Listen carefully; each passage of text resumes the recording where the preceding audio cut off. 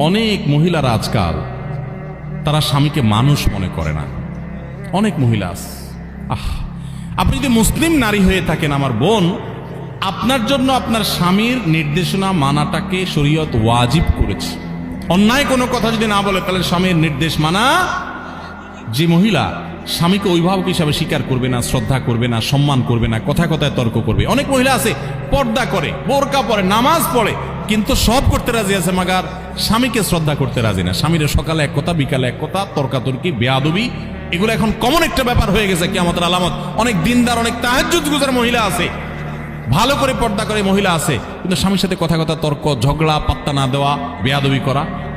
দেখুন, কোন একজন আমাদের পূর্বসূরি কোন একজন সালাফের স্ত্রী, তিনি বলেছিলেন যে আমরা আমাদের স্বামীদেরকে, রাজা বাদশাদেরকে প্রজারা যেরকম ইজ্জত করে এরকম ইজ্জত করতাম, কিন্তু আজকাল তোমাদের অবস্থা ভয়াবহ। আল্লাহ আমাদের বোনদেরকে হেদায়েত পাওয়ার তৌফিক নসিব করুন।